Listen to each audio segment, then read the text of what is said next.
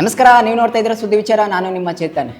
ಕಸ ಕಸ ಕಸ ಇಡೀ ಭಾರತದ ದೇಶದಿಂದ ಹಿಡಿದು ನಮ್ಮ ಕರ್ನಾಟಕದ ಬೆಂಗಳೂರಿನವರೆಗೂ ಕಸದ ಕಸದ ಕಸದ ಸಾಮ್ರಾಜ್ಯವೇ ಬೆಳೆದು ನಿಂತಿದೆ ಅಂತ ಹೇಳ್ಬೋದು. ಹೌದು ವೀಕ್ಷಕರೇ, ಯಾಕೆ ಈ ಸುದ್ದಿ ಹೇಳ್ತಾ ಇದ್ದೀನಿ ಅಂತೀರಾ? ಬನ್ನಿ ನಿಮ್ಮ ಮುಂದೆ ಹೇಳ್ತಾ ಹೋಗ್ತೀನಿ. ವೀಕ್ಷಕರೇ, ನಾವು ಪ್ರತಿ ಸಲ ಹೆಮ್ಮೆಯಿಂದ ನಾವು ಭಾರತೀಯರು ಅಂತ ಹೇಳ್ಕೊತೀವಿ. ಆದ್ರೆ ನಮ್ಮ ಒಳಗಡೆ ನೋಡ್ತಾ ಹೋದ್ರಿಗೆ ಎಲ್ಲವೂ ಸಹ ಒಂದು ರೀತಿಯ ಕೆಟ್ಟ ಪರಿಸ್ಥಿತಿಯಲ್ಲಿ ಇರುವಂಥದ್ದು. ಅಂದ್ರೆ ನಮ್ಮ ಭಾರತ ದೇಶದಲ್ಲಿ ಈ ಕಸದ ನಿರ್ಮೂಲನೆ ಮಾಡಕ್ ಸಾಧ್ಯ ಇಲ್ಲವೇ ಅಂತ ಪರಿಸ್ಥಿತಿ ಉದ್ಭವ ಆಗಿದೆ. ಏನಾಗ್ತಿದೆ ಅಂತಾನೆ ಗೊತ್ತಿಲ್ಲ. ಕಸದ ಸಾಮ್ರಾಜ್ಯವಾಗಿ ಬೆಳೆದು ಹೋಗ್ತಿದೆ. ಒಂದು ಕಸ 100 ಸಮಸ್ಯೆಗಳಿಗೆ ಬಗೆಹರಿಸಲಾಗ ರೀತಿಯಲ್ಲಿದೆ. ಜನರಿಗೆ ಏನಂದ್ರೆ ಇದಕ್ಕೊಂದು ಸಿವಿಕ್ ಸೆನ್ಸೇ ಇಲ್ಲ ಅಂತ ಹೇಳ್ಬೋದು. ನಾನು ಹೇಳ್ತೀನಿ, ಓಪನ್ ಆಗಿ ಹೇಳ್ತೀನಿ, ನಿಮ್ಮಷ್ಟು ಕುಲಿಗೆಟ್ಟು ಜನ ಬೇರೆ ಎಲ್ಲೂ ಇಲ್ಲ ಅಂತ ಹೇಳ್ಬೋದು. ನಿಮಗೆ ದಂಡಂ ದಶಂಗುಣಂ ಆದ್ರೇನೆ ಸರಿ. ಫಸ್ಟ್ ಸರ್ಕಾರ, ಕೇಂದ್ರ ಸರ್ಕಾರ ಆಗ್ಬೋದು ಅಥವಾ ನಮ್ಮ ರಾಜ್ಯ ಸರ್ಕಾರ ಆಗ್ಬೋದು, ಏನ್ ಮಾಡ್ತಾ ಇದ್ರೆ, ಏನ್ ಕತ್ತೆ ಕಾಯಿಸ್ತಾ ಇದ್ದೀರಾ ಅಂತ ನೀವೆಲ್ಲ ರೀ. ನಮ್ಮ ದೇಶನ ಬೇರೆ ದೇಶ ರೀತಿ ಮಾಡೆಲ್ ರೀತಿಯಲ್ಲಿ ಮಾಡ್ತೀವಿ, ನಮ್ಮ ರಾಜ್ಯನ ಆ ರೀತಿ ಮಾಡೆಲ್ ರೀತಿಯಲ್ಲಿ ಮಾಡ್ತೀನಿ ಅಂತ ಹೇಳ್ರಿ. ಒಂದು ಕಸನ ಸಮಸ್ಯೆ ಬಗೆಹರ್ಸಕ್ ಆಗ್ತಿಲ್ಲ ಅಂದ್ರೆ ನೀವೇನ್ ಮಾಡಕ್ಕೆ ತಬಾಕಕ್ ಹೋಗ್ತಾ ಇದ್ದೀರಾ?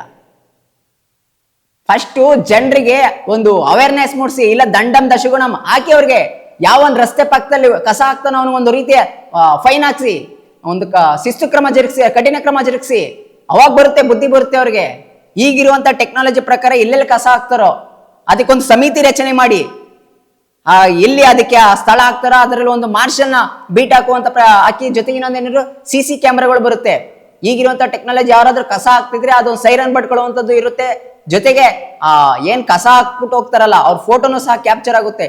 ಈ ರೀತಿ ಇರುವಂತದಲ್ಲಿ ನೀವ್ ಯಾಕೆ ಅದನ್ನ ತರಕ್ ಆಗ್ತಿಲ್ಲ?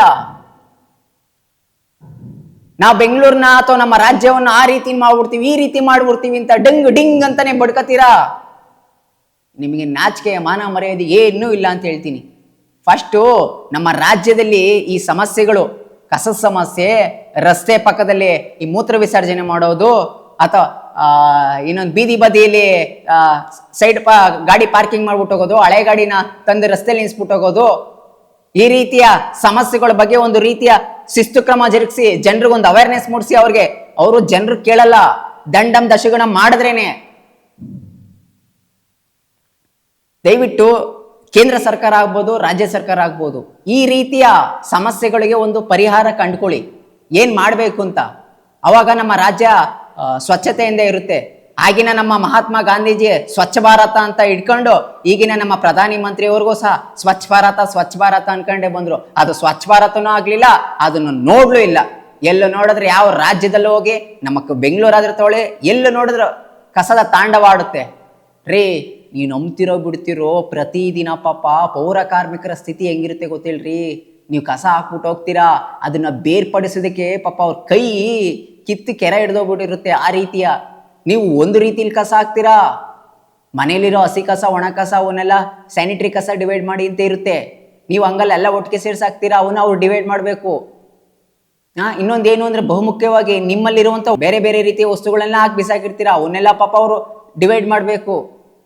ನೀವು ಅರ್ಥ ಮಾಡ್ಕೋಬೇಕು ಜನ. ನಾನು ಒಂದೆಲ್ಲೋ ಪೋಸ್ಟಲ್ಲಿ ನೋಡಿದ್ದೆ ಸಾಮಾಜಿಕ ಮಾಧ್ಯಮದಲ್ಲಿ, ನೀವು ರಸ್ತೆ ಪಕ್ಕದಲ್ಲಿ ಹಾಕಿರುವಂಥ 2 ವೀಲರ್ನ ಎತ್ತಕ್ಕಾಗುತ್ತೆ, ಪಕ್ಕದಲ್ಲಿರೋದು ಕಸ ಎತ್ತಕ್ಕಾಗಲ್ಲ ಅಂತ. ಏನಂತ ಹಾಕ್ತಿರಿ ನೀವು? ಹಾಕಿರೋದು ಓಕೆ, ಬಟ್ ಅದು ಜನರಿಗೆ ತಪ್ಪು ಸಂದೇಶ ನೀಡುತ್ತೆ. ನೀವೇ ಪ್ರೇರಣೆ ಕೊಟ್ಟಂಗಾಗುತ್ತೆ, ಕಸ ತಂದಾಕಿ ಕಸದವ್ರು ಎತ್ಕೊಂಡು ಹೋಗುತ್ತೆ ಅಂತ. ಅಂದ್ರೆ ಅವ್ರ ಪೌರ ಕಾರ್ಮಿಕರ ಮನುಷ್ಯರಲ್ವಾ? ಅವ್ರಿಗೇನು ಕುಟುಂಬ ಇರಲ್ವಾ? ಏನ್ ಯಾವ ರೀತಿ ಸಂದೇಶ ಕೊಡಕ್ ಹೋಗ್ತೀರಾ?